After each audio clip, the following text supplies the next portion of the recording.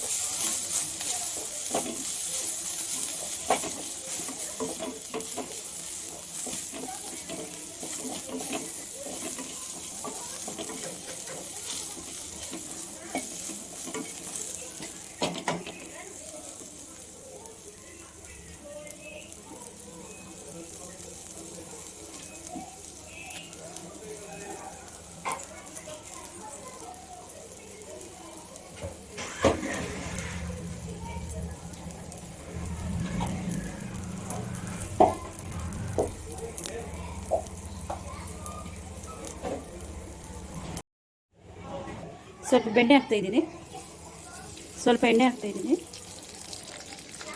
Mushroom ಹಾಕ್ತಾಯಿದ್ದೀನಿ,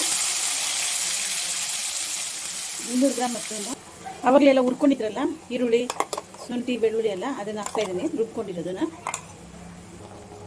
ಅರ್ಧ tea spoon chilli powder, ಅರ್ಧ ಟೀ ಸ್ಪೂನು ಜೀರಿಗೆ ಪೌಡ್ರು, ಅರ್ಧ ಟೀ ಸ್ಪೂನು ಧನಿಯಾ ಪೌಡ್ರು,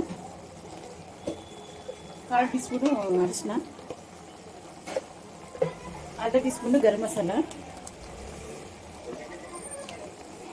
ನೋಡಿ, ರುಚಿಗೆ ತಕ್ಕಷ್ಟು ಉಪ್ಪು ಹಾಕ್ತಾಯಿದ್ದೀನಿ. ಸ್ವಲ್ಪ ನೀರು ಹಾಕ್ತಾಯಿದ್ದೀನಿ, ಜಾಸ್ತಿ ಬೇಡ, ಒಂದಿಷ್ಟು ಸಾಕು. ಮೇಲೆ ಕಸೂರಿ ಮೆಥಿ ಹಾಕ್ತಾಯಿದ್ದೀನಿ. ನೋಡಿ, ರೆಡಿಯಾಗಿದೆ ಗ್ರೀನ್ ಮಶ್ರೂಮ್ ಗ್ರೇವಿ ರೆಡಿಯಾಗಿದೆ. ತುಂಬ ರುಚಿಯಾಗಿರುತ್ತೆ, ಟೇಸ್ಟ್ ಆಗುತ್ತೆ. ಚಪಾತಿ, ಪರೋಟಾಗೆಲ್ಲ ಎಲ್ಲದಕ್ಕೂ ಸೂಟ್ ಆಗುತ್ತೆ. ಲೈಕ್ ಮಾಡಿ, ಶೇರ್ ಮಾಡಿ, ಸಬ್ಸ್ಕ್ರೈಬ್ ಮಾಡಿ.